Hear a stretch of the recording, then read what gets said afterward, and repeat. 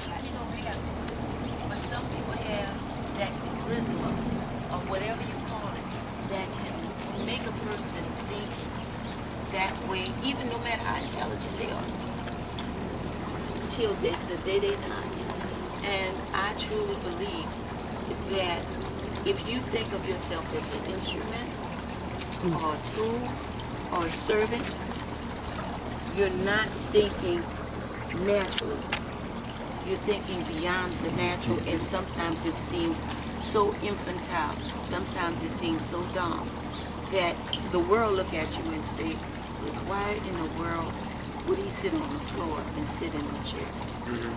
So sometimes you have to sit down on the dirt floor to reach the people that's down there. Sure. And when we talk about our people, we know there's a lot of work to be done. And you don't want every intelligent, talented person who's in this race to be pushed away or thrown away just because they connected with something that Nobody is not should true. be a throwaway person, but that's how the society operates. But that is not the way a person who is really connecting should think. And you know what? I have a lot of gratitude. Let me tell you about gratitude. I have it. I know I do. Because I think that if you're an innocent person, if you're a decent person, you should look at an individual that is not guilty of anything and not join the crowd. You know what I mean? My husband came into this family with good intentions, and ain't no way I'm gonna treat him bad, because the signals I'm getting from a group of people who absolutely do not know what they're doing. Because there's repercussions, and God tells you about this. If you connecting with what the little things God is telling you with, do not mess with innocent people. I hear you. That is a dangerous thing. I wish across the board though that it played itself out that way. Now imagine, here's a bomb that goes into what's that city in Syria, Aleppo or something. Innocence gets caught up in the malice of man every single day, Cynthia. This one thing. I have no doubt that God is on my side.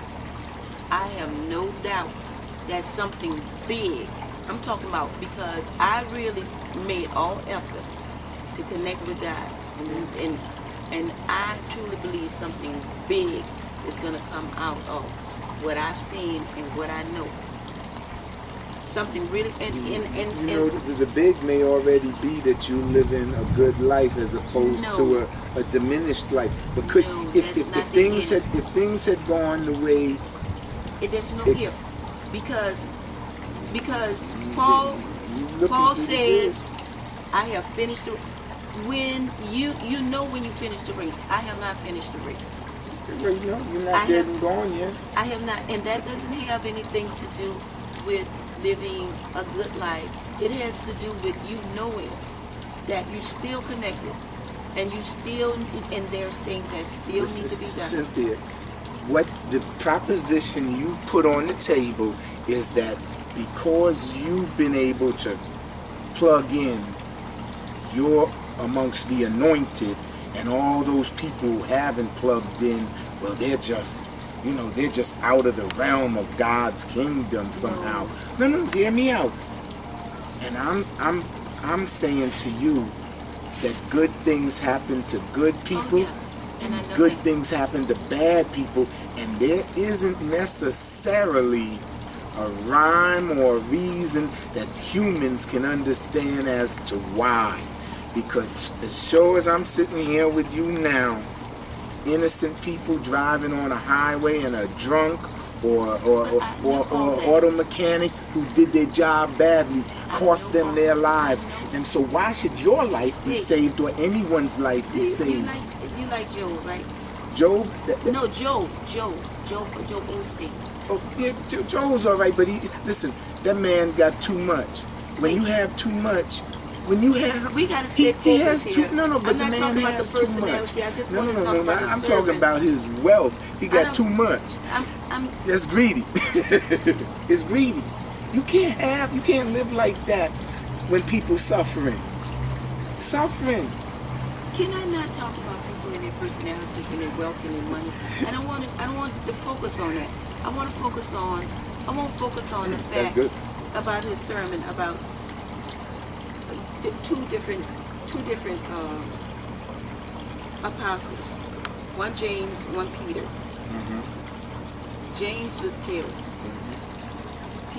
Peter, as a result of not having people praying for him. People prayed for him, and they didn't.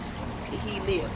But the fact is that there are certain things that we know and certain things we don't know, and the thing that maybe some people are flourishing or maybe survive certain things, we can't explain why somebody will fall off a cliff and be found alive, while some people they never find or they don't survive. But the thing is, for me, I know that I say certain prayers. I know I send certain prayers up to God, and I've been told that praying and stuff like that do make a difference in your life. And I take that until I'm proven wrong. I take that as a answer. A sign. And, no, it's an answer for me. And you don't see me. I'm not running out there preaching to people and saying you're living wrong, you're doing this, you're doing that. But I know that God has made a difference in my life when it comes down to saying, you know what, this is not who you are. This is not what you deserve. I know God has done that for me and with me, and I trust that as an individual for myself. I don't try to the checks and balances saying, well, this good person died and this bad person lived or whatever. I don't do that. But that's something that's an individual's journey, and so you've got the story of Cynthia. That's your story. No, it's the story of God, because no, you're not in the mind of God. You can't speak for God. You may not. You are not he or she or whatever God is. You can speak from your perspective. And when you try to impose what God's doing, because here's the thing, Cynthia. Innocence is destroyed every day on this planet, whether it's your sister or it was you or it was me as a little boy when the man next door molested me. No, honey, no, I did nothing wrong, and I was used and abused by somebody, as was you, and for that simple reason, and I was a little praying boy, used to get down on my knees, and people prayed for me and all this and that, but sometimes, not all the time, sometimes it doesn't make a difference, and sometimes it does, and so your simplistic analysis of how and why, maybe that's what works for you, but that don't work for everybody. And so I respect your insight about it. I just wish you would allow others to have their own insights about it. But you have to have some order in your life. The thing is, you have to have an orderly way of appreciating, even coming, rising above the things. Look, the things we going through in this life is not going to be easy. It's not. Why? But why was it made that way? If he's in control, why is bad? Why is hard? If he's in control, fix it. Almighty, fix it. Your children is suffering. Billions of people suffering. Why? Why? I can't answer. No, none of us can. So it doesn't make sense. Well, it don't make no sense. Well, what do you want to do? You're going to go on? No, honey, I've been fighting a good fight. I try to push down the If- demons if inside I- of if me I- and put up, If I, bring up you the don't want good. this simplistic explanation, but the Bible has an explanation, and the thing is that is what is motivating some people to get up every day and say, you know, we have this journey to go on, and we can. It's just kind of like, why do you get up? Why do they bother to wake us up in the morning and put us in kindergarten and start us in school, and we stay on that journey, and then we go to college, we get married, we know how the story goes, and we know how it ends.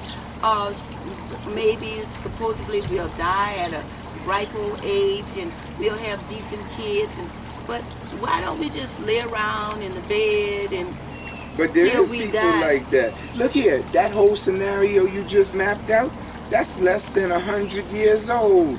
The public school, Boston was the first city in this country to have public school, and that was in 18 something. Everybody didn't get free public But I'm school. just saying why we do it anyway. Look, humans are the thinking animal. We create things.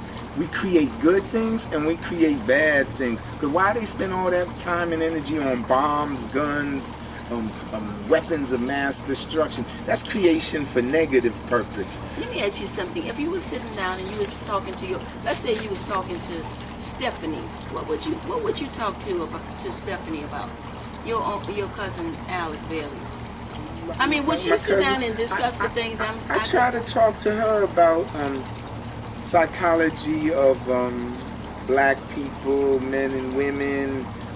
What is it to be so you talk about oppressed something and things in profession. her field of expertise? Because I want her to share her So how insights many with me. people you talk to that are your cousins and stuff, you talk to about things like what you talk to me about? Because I be A trying lot to... of them. We got a whole lot of religious zealots in our family. Zealots. You understand me? Zealots are a scary bunch. Zealots are the ones that burned women at the stake because they understood herbs and things, cured things, huh? Zealots because they can understand. To me as a zealot. Of course you are a zealot because you got scripture and God speak on your tongue all the time. You are a zealot. And here I am, a pastor. Yeah, I think about God every day. And the moment I wake up, I thank God for giving me another day. But I also got questions for this great I am, because why are my brothers and sisters suffering? You're not following what you're saying, because if you're talking to God and you're saying that I'm a zealot, I mean, it's only bad if you don't believe. See, if you're a zealot and you believe, that's good for you.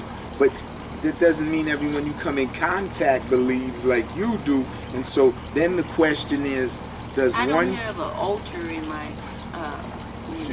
but see, I'm not burning see, bullets. like my church doesn't proselytize. They say, oh, if people are interested in this faith community of ours, they'll find their way. Same with Jews. Jews don't proselytize. They don't go out and say, oh, come and become a Jew. This is the way. We God's people and we're going to teach you everything we know. That's something that the Jew Saul of Tarsus started doing, and it's part of the Christian community to go out and try to gather more people into the flock. But you know what? Everyone doesn't do it. Let me tell you something. When I decided to contribute, because my family was my community, well, that I came out of. I didn't grow up with friends. I didn't go to parties. I didn't have boyfriends. I had nothing. You was isolated. I was isolated, and I think that was done purposely. And I think they sending the word out to everybody that I'm crazy. To only you, not the other siblings, just right. to you. Well, I think that was deliberately done to me, because for the rest of my life I was going to serve, but they're saying, the bad stuff was sent out about me, and especially to somebody like Harry. But I was a person that liked nice people. I'm one of those strange women that like nice guys.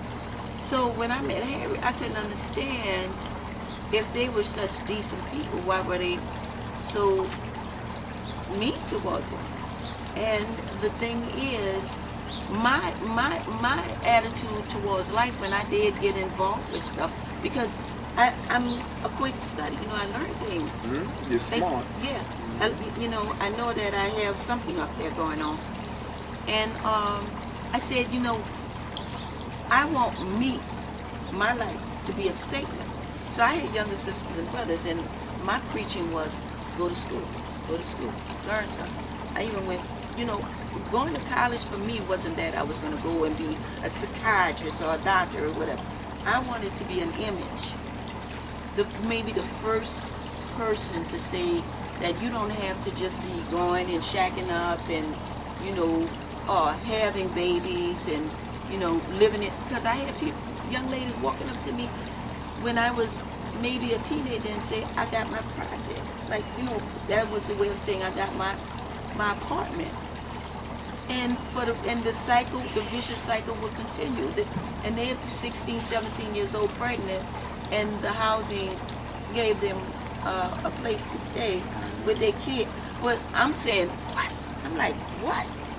You know, and that's what I'm saying in my spirit, because I was thinking, like, I'm a kid and I want to be able to go to school one day, and I want to be able to get me an education. And you could see, my sisters and brothers picked up on that. And I'm going to tell you something. If anybody telling you that it was my mother, it wasn't. It was me. Let me tell you, that's why I don't give up. Because I said, if God made me this broken and confused little kid or lost little child, and I grew up to go to college, and I grew up, I mean, the way I'm connecting with you, the way I'm connecting with people in California, and I'm not saying that I did that, even if it was through my kid. You know, God has a way of being in your life. And I'm going to say God, because if I was isolated, if I was on the backside of the mountain in the wilderness and I didn't know anybody, then why am I around today? My health was horrible when I married him. And Harry, what were you thinking about marrying a woman with bad health? You know, the first thing a man's supposed to look at, check your teeth. You got nice teeth. But yeah, Is the hair health? Does the hair grow? Is the teeth good? So then the outward signs. I never went to the dentist, and my teeth was rotten when I met him. And just about till recent, I had a tooth pulled. I lost a few teeth when I was in the practice. I was going to lose all my teeth. My teeth was going. My sister Priscilla don't have no teeth. They did that deliberately because I wanted to get her to the dentist. But I'm just saying that something is going on in the system where very bright black people are destroying each other based on the system that we came out of. Slavery is still persisting and taking down statues. No, it helps. It helps. It's a help. It's not the answer. They are not getting to the root of. When I have a weed, I tell Harry, don't go up there and pull that weed up. Dig the roots up. The root of the problem here is white supremacy. That's the problem.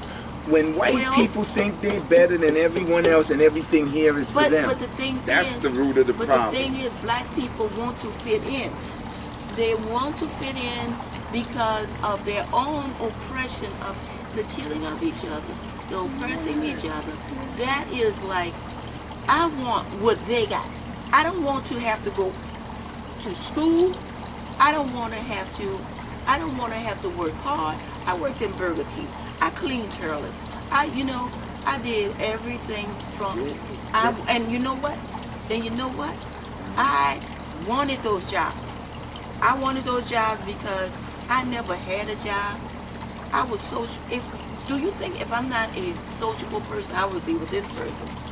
Do you think I would be with this person if I wasn't sociable? I mean, I can get into any circuit and communicate with anybody. Oh, well, you're an intelligent woman. Look, all this being said, you're an example of somebody who, despite having oppressive forces set against you, has rised above it. That is way smarter than me. That is doing things that is unbelievable. Yes, there are people doing That- things, but I'm talking about my black. It is, if they just went to school, they don't have to. They don't have to sell drugs. you don't even have to go to school to do important right. things. You just need to tap into your own innate intelligence. But the issue for me is we don't work together as families. We don't work together as communities, and we don't work together as black people. And then I take it a further extension. We don't work together as a human family. So it starts with the individual, and if the individual is broken, how is this broken individual going to reach out the Let me ask you hand? something. I got cousins in California, right?